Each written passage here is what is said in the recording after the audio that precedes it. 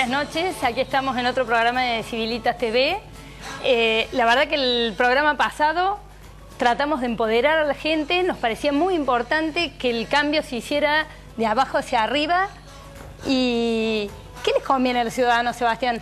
Bueno, en lo político, el programa dijimos, mientras menos políticos y más sociedad civil, mejor. Pero ahora vamos a ir al bolsillo. ¿Qué nos conviene como ciudadanos a nivel de bolsillo, a nivel económico? ¿Nos conviene más competencia en la economía o menos competencia? ¿Nos conviene un Estado que garantice reglas claras, iguales para todos, o un Moreno que, supuestamente defendiéndonos, continuamente esté cambiando las reglas del juego, manipulando, avasallando de alguna manera a los actores económicos? Y lo más importante, ¿nos conviene un Estado que se meta en la economía, que estatice, que maneje las variables duras de la economía, o más bien un libre juego de los actores económicos? Esto que parece un tema casi académico, digamos, una discusión universitaria en estos días, es la clave de lo que está pasando en Argentina, porque la economía se está estancando, los actores económicos no quieren avanzar porque ya han perdido completamente la confianza. Y bueno, y volvemos a discutir esto, digamos. Este Estado que se está llevando el 50% de todo lo que producimos los argentinos, se lo come vía impuestos, ¿y qué nos devuelve? Este Estado que se manda algunas aventuras como, por ejemplo, estatizar Aerolíneas Argentinas para que los muchachos de la cámpora tengan su cajita ahí, y que nos hace gastar a los argentinos ni más ni menos que 13.000 millones de pesos, digamos, en esa aventura. O sea, para que se den una idea, en esa aventura de Aerolíneas Argentinas se fueron 15.000 kilómetros de rutas, o sea, la mitad de la ruta de la República Argentina en la aventurita de Aerolíneas Argentinas.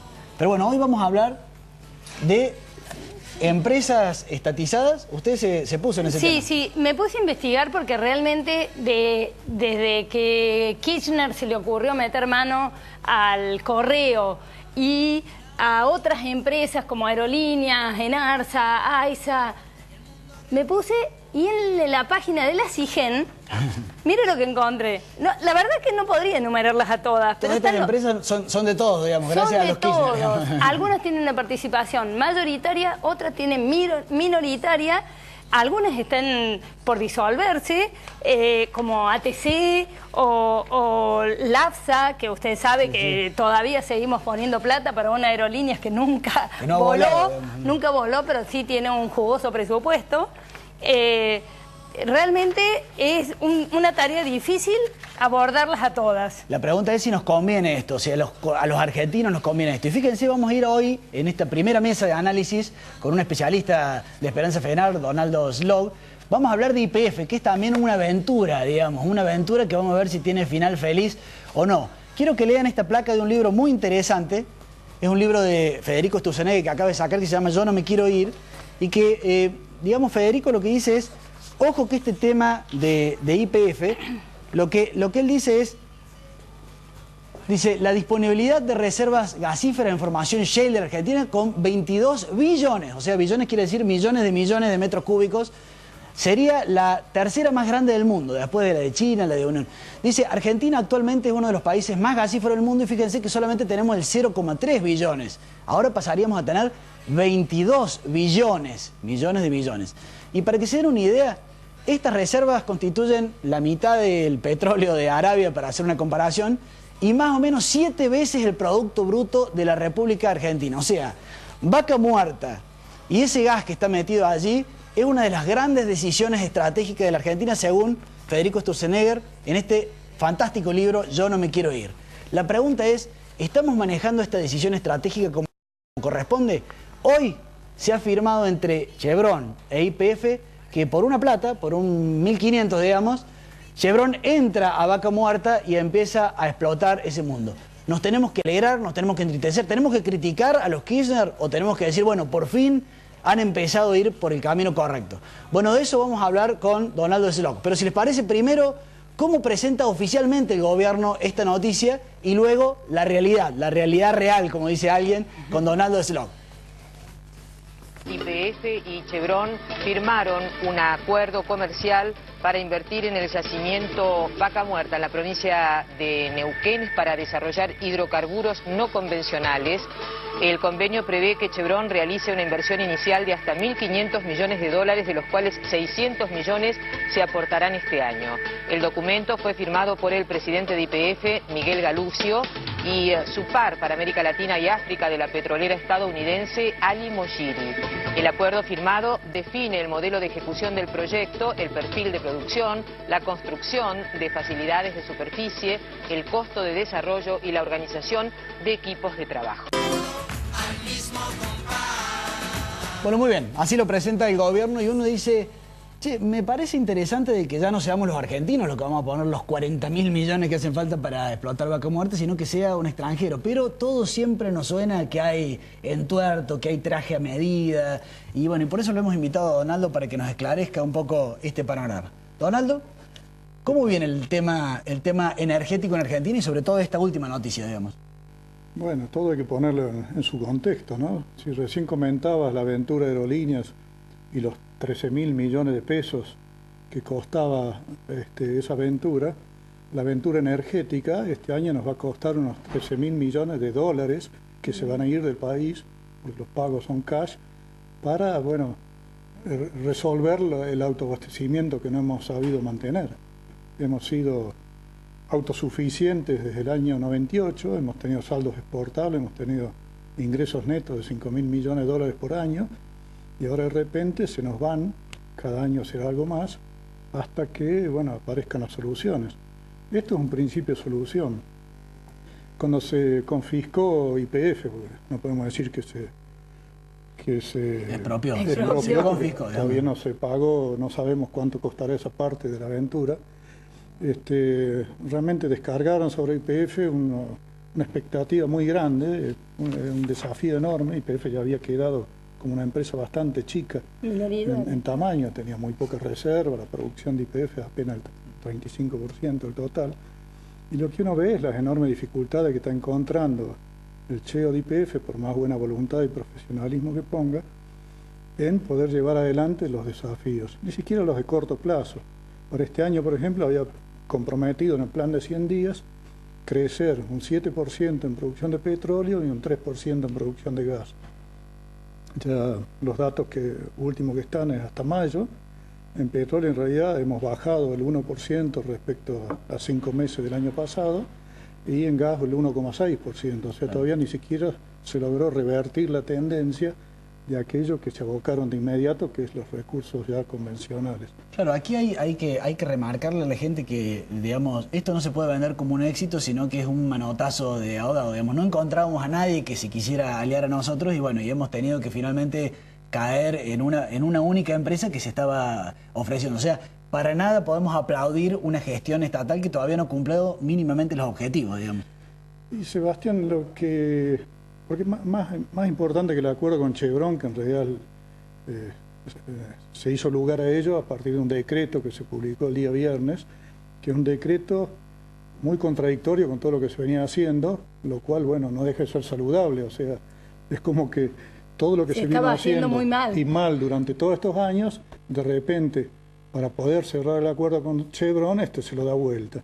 ¿Y qué se da vuelta? Bueno, que se vuelve a un esquema libre de disponibilidad, en este caso el 20% de la producción, a poder exportar y quedarse con las divisas en el exterior, a tener la prioridad para cambiar a cambio oficial lo que venda en el mercado interno a precio internacional. O sea, toda una cantidad de cuestiones que, bueno, habían sido sacrificadas en estos últimos años y que explican por qué cayó tanto las reservas y la producción. Hemos disfrutado de hidrocarburos baratos durante muchos años y ahora, bueno, hay un final de fiesta. Entonces, en paralelo con que hace falta esos 40.000 millones de dólares para poner en funcionamiento Vaca Muerta, vamos a tener que estar pagando, hasta que eso ocurra, 14, 15, 18 mil millones de dólares en combustibles importados, mientras tanto, ¿no? Pero la gente es como que siente que desde que YPF ha sido nacionalizada, que no lo ha sido tanto, cada 15 días le aumenta la nafta, el que está en el campo, el gasoil, por ahí no sube tanto, pero le meten un costo del transporte que se duplica. Que también está mes a mes, sí. Que es exclusivo de claro, YPF, creo. Por eso, ahí mostrabas la lista de todas las empresas de mano del Estado. La verdad que a la gente le cuesta le cuesta percibir realmente lo bueno que es eso de que esté en manos del Estado, que esté en manos de privados. Porque, por ejemplo, hemos tenido tarifas baratas durante una década. ¿Qué significa en términos económicos? Que para poder solventar eso, los subsidios y demás, ya a los trabajadores le quitan todo el aguinaldo como impuesto a las ganancias, le meten el impuesto inflacionario, que es del orden del 25% anual. O sea, no es gratis. O sea, al final no paga las tarifas más caras, no paga la energía más cara. Sí, en el caso de las naftas, que ya estamos cerca del $1,50, que históricamente nunca estuvo en esos valores. Pero en definitiva, para el bolsillo de la gente, se lo sacan de un lado, se lo sacan del otro. La gente no está mejor que antes. Bueno, es interesante esta primera conclusión, esta primera mesa. Las aventuras, cuando el Estado se mete, digamos, e intenta ser él el gestor de las cosas, a los argentinos, a su bolsillo, a tu bolsillo y al mío y al de Carmen y al de Donaldo, nos sale muy, muy caro, digamos. Y que esta decisión en particular pueda ser vista como, bueno, una nueva luz. Por lo menos no vamos a tener que poner la plata nosotros, la va a poner un señor, uno de estos señores Chevron, digamos, más allá de la oscuridad que haya en el planteo. Pero de todas maneras, el esquema general todavía es muy malo. Yo digo para que nadie nos venda el modelo nacional y popular y nos diga, mirá qué bien que anda todo. No, mirá qué mal que anda todo, digamos. Además sigue teniendo inversores fuertes extranjeros. La propia Repsol sigue siendo parte de YPF. Sí, no es nacionalizado. Claro, que acá todavía hay bancos internacionales. Gracias, Donaldo. Si te parece, sí, perdón. No, digo, lo que hace falta es muchos más chevrones para poder financiar esto. O sea, si capitales nacionales no hay porque están entretenidos con otras cosas, bueno, tenemos que acudir al capital internacional. Pero tenemos que terminar esta sangría por la pérdida de abastecimiento, ¿no? Si les parece, vamos a ver un pequeño video de estos que consigue nuestra producción, que en términos muy llanos, muy sencillos, casi elementales, explica el marco ideológico o el marco teórico de esta discusión. Más o menos Estado, más o menos intervención en la economía, y luego una mesa muy interesante que vamos a tener con un periodista de larga trayectoria como es Juan Turelo. A ver el video. Os presento al profesor Vicenç Novarro y al doctor Huerta de Seto. El profesor Novarro adora los estados voluminosos, pero el doctor Huerta de Seto los detesta. Novarro cree que el sector privado tiende a prácticas abusivas y defiende un Estado con numerosas empresas estatales, banca pública y un mercado económico fuertemente regulado. Para el profesor Novarro, no hay prosperidad sin un Estado que garantice la redistribución de la riqueza. ¡Ole, ole, el Estado de España! Huerta de Seto, en cambio, cree que una economía sobreregulada ahoga a las empresas, incita a la deslocalización y fomenta el paro. Y que las empresas públicas, al no perseguir beneficios, pierden competitividad y son un pozo sin fondo para el dinero público. Con lo que, al final, según Huerta de Seto, el Estado ya no redistribuye la riqueza, se la queda. Su receta para la prosperidad es un mercado con libre competencia, que permita a las empresas más competitivas crecer y aumentar su contratación. En una escala entre las dos teorías, ¿cómo distribuiríais las políticas de los principales partidos? Bueno, sería bueno que todos tomáramos posiciones, no en la estratosfera, sino en lo concreto, porque los argentinos hemos vivido épocas de apertura económica inclusive muy fuerte, épocas de cerrazón, los Alfonsines, los Menem, ahora el modelo NAC and Pop, digamos, de kirchnerismo, que bueno, por estos días, y por eso lo hemos invitado a Juan Turelo, está por lo menos en los ambientes económicos, empresariales, está como generando ya una sensación como casi de asfixia, digamos, pero la pregunta es, ¿podemos seguir tolerando este Estado tan metido en nuestra economía, tantos morenos, digamos, metiendo mano, digamos? Bueno, a mí me parece que exacto. Bueno, ese es uno de los problemas que tiene la economía argentina, el señor Guillermo Moreno, que se asume prácticamente en un rol de ministro de Economía. Hoy lo tiene todo el mundo más identificado a él que al verdadero ministro de Economía, que dicho sea de paso se quería ir. Claro. Y bueno, Sturzenegger dice que él no se quiere ir. Exactamente. A mí me parece que la discusión entre Estado o el sector privado ya prácticamente en el mundo ha quedado saldada. Hay países que prefieren una mayor injerencia del Estado, una mayor actuación del Estado, incluso prestando servicios que consideramos como fundamentales, la energía, el transporte, y en otros estados se prefiere obviamente, quizás el modelo más digamos, emblemático es el de Estados Unidos. En eso a mí me parece que lo importante es no realmente si estamos discutiendo hay más o menos Estado, etcétera, sino si ese Estado es eficiente, si ese Estado no genera burocracia, si ese Estado no genera corrupción y no genera clientelismo. Me parece que con esas tres respuestas uno podría decir, el Estado, o donde se avanzó, aerolíneas, YPF, aguas, etcétera, generó más eficiencia, generó menos corrupción, generó menos clientelismo. Si todas esas respuestas fueran sí, bueno, realmente entonces ahí hay un buen Estado. Sí, hay ejemplos en el mundo. Juan, Ahora, también es cierto que hubo en el sector privado, cuando estuvo en esas funciones, hubo en algunos casos excesos y tampoco falta de y además falta de controles, con lo cual evidentemente era un poco que el zorro se aprovechaba del gallinero, digamos. En un momento, se podría decir hace 3 o 4 años, algunos le criticábamos a los empresarios, decíamos, bueno, este no es el modelo que ustedes defendían, digamos, pero como les está yendo bien, se quedan callados. Después hubo un segundo momento donde decíamos se quedan callados por miedo. Pero ahora no les está yendo bien y continúa el miedo. Se ha generado como una especie de ámbito, de tufo, digamos, en el ámbito empresario, que seguramente vos lo vivís porque tenés tanto contacto, digamos. Sí, a mí me parece que, yo creo que siempre digo que esta es la mejor fotografía. Cuando me dicen, ¿por qué hasta ahora el blanqueo tiene muy poca adhesión? Y si va a tener de aquellos capitales que se llaman, entre comillas, capitales sucios, es decir, no de alguien que, digamos, fabricaba libros o fabricaba estos vasos, y dejó de pagar los impuestos, con lo cual ganó en IVA y ganancias, sino de ese dinero sucio que circula en el mundo, ya sea a través de la droga, de la venta de armas, de la trata de personas o de otro tipo de negocios, de corrupción también. Bueno, ese dinero sucio podría llegar a la Argentina y me parece que una vez que nosotros estemos sumergidos en las elecciones, en todo el proceso electoral, ese dinero va a aparecer, puesto que hoy esa tasa de descuento para ellos oscila entre el 10 y el 20%, y es realmente una de las tasas más ventajosas del mundo, porque quienes tienen dinero sucio consideran que ese dinero para blanquearlo se puede perder entre 40 y 50%. O sea, si yo pierdo 20%, es una ganancia como perdería en otro país blanqueando ese dinero. Pero como todavía ese dinero, dejémoslo a un lado, es poco lo que se ha blanqueado, bueno, yo creo que tiene que ver con una imagen fundamental. Si a la AFIP fue contra el presidente de la Corte Suprema de Justicia de la Argentina, que se llama Ricardo Lorenzetti. ¿Quién está exento? ¿Quién está exento? Entonces hay muchísimos estudios contables o estudios jurídicos que le dicen a sus clientes.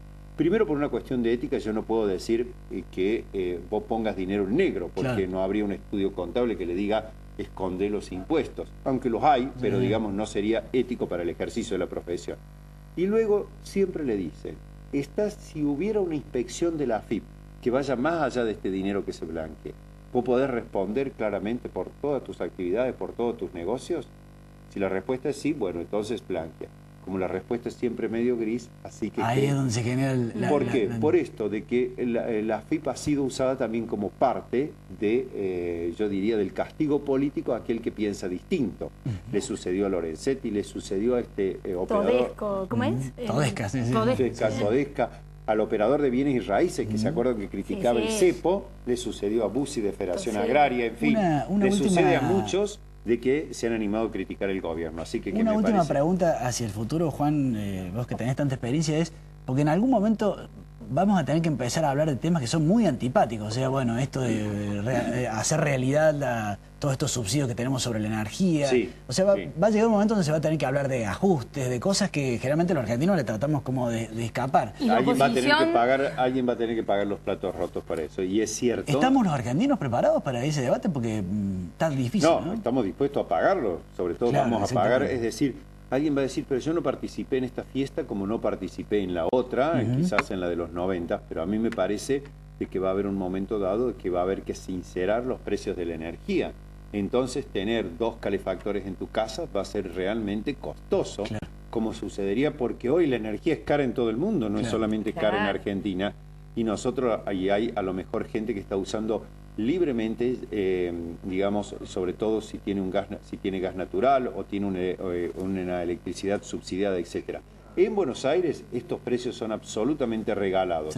Ahora, ¿quién le va a decir que si vos tenés 2 calefactores en tu casa tenés que pagar realmente una cuenta importante, como si también usás un calefón eléctrico o lo que fuere? Bueno, a mí me parece que viene después de esto como vos decís, un ajuste en el costo de los servicios importante, pero habrá que ver cómo reacciona la sociedad argentina, porque ya está visto en el mundo, nadie quiere pagar la cuenta.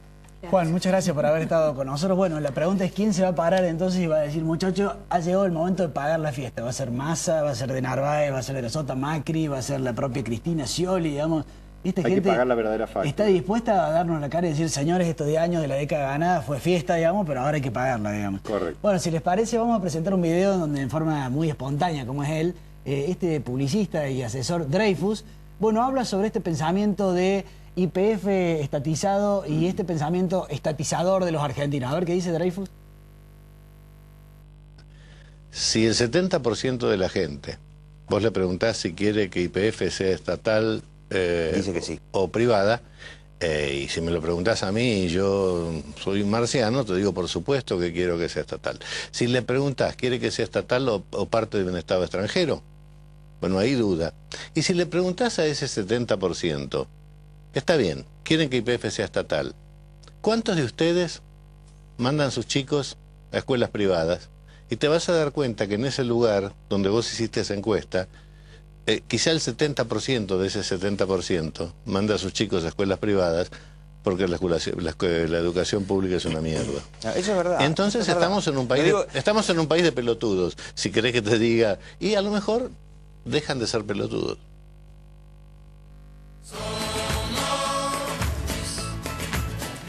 Bueno, muy bien. No queremos ser nosotros los que pongamos la cabeza en el cadalso, digamos, sino que, pero sí tenemos casi la obligación desde este programa de abrir la grieta e iniciar un debate que, como decíamos en la mesa anterior, en algún momento vamos a tener que hacer. Ya sé que cuando uno habla, uno mete la palabra privatización y salimos todos corriendo, pues nos acordamos de los 90. Si uno habla de la palabra tercerización en ámbitos del Estado, bueno, uno se acuerda de los cámaras y sale corriendo, digamos. Si uno habla de meter criterios de eficiencia en la gestión de lo público, neoliberal, nazi, digamos. Sí, Seba, pero... O sea, está muy distorsionado el debate, digamos. Pero viendo las empresas que están estatizadas parcialmente o totalmente, es digna de señalar que casi todas dependen del ministro Julio De Vido. Y la mayoría no presenta balances, tiene transparencia bastante dudosa, son bolsa de trabajo para la Cámpora o para otro grupo parecido. O sea, todos los sí que decía Turelo no se cumplen en absoluto. Realmente me parece que es muy difícil que un solo ministro pueda manejar toda esa lista de empresas eficientemente. Bueno, justamente la idea entonces es, volvamos a poner, a ver, señores políticos, señores técnicos, universitarios, volvamos a poner sobre la mesa, sin prejuicios ideológicos, todo lo que hay que hacer, digamos. En algunos casos habrá que hablar de hacer más eficiente una gestión pública, en otros casos habrá que hablar de privatizaciones, de tercerizaciones, de meter competencia en el mercado. La competencia a vos y a mí nos hace bien. Cuando dos personas compiten, eso quiere decir que a nosotros nos va a salir más barato. Cuando a mí alguien me vende y me dice, no, hemos cerrado las fronteras para desarrollar la burguesía nacional. Yo no quiero cerrar la burguesía nacional, porque eso quiere decir que algún tipo se lleva la plata y después se va a las Canarias a vivir. Yo lo que quiero es que a mí y a mi familia nos salga más barato comprar los elementos indispensables. No quiero bajar un discurso neoliberal extremo, sino que simplemente digo, como iniciamos este programa, hablemos de qué nos conviene a vos y a mí. Basta de filo y de relato de que supuestamente protegiéndonos, en realidad lo que nos están haciendo es sacándonos la plata del bolsillo para pagar la fiesta de la Cámpora, de los Julio De Vido, de los Jaime, de los Kicillof, de los Báez, de los Cristóbal López. A mí me gusta una frase que dice, cuando no hay competencia, hay incompetencia. Es así. Bueno, si les parece, queremos abrir un espacio antes de cerrar el programa. Ustedes saben que nosotros somos una institución, Civilitas, somos un equipo de gente independiente que pudimos convocar el año pasado, más o menos unos 40 profesionales, y queremos volver a convocarlos a acercarse a pensar en lo estratégico, en el más allá, en el futuro, en el día después. No queremos decir el día después que se vaya Cristina porque eso sería demasiado político, pero digamos, o sea, en algún momento en Argentina vamos a tener que volver a pensar, che, ¿Cómo va a ser esto del Mercosur? ¿Cómo lo vamos a volver a encarar? ¿Cómo va a ser esto de pasar de ser una Argentina que vende solamente materia prima a vender valor agregado? ¿Qué necesitamos de nuestras universidades? ¿Qué necesitamos de nuestro sistema secundario que está tan en crisis, digamos? ¿Cómo hacemos para que la pobreza estructural en la Argentina deje de ser pobreza estructural y pase a ser tierra de oportunidades? Yo sé, esta semana nos agarraron con la Corte Suprema Constitucional y Milani, y la semana anterior, si Cristina decía la Maradona, pero no nos comamos el fulbito para la tribuna. Desde Civilitas te queremos convocar a vos que sos profesional, operario, trabajador, joven y demás, a que te acerques a nuestra institución y a que discutamos lo estratégico, la Argentina del día después. Yo supongo que después de este programa han quedado golpeados, pero la pregunta que tanto nos hacen, ¿qué podemos hacer? Acérquense, acompáñennos, hay mucho para cambiar y la verdad que no podemos solos, tenemos que tener mucha compañía, no nos sirve una palmada en la espalda. Muchas gracias, nos vemos el martes que viene, adiós.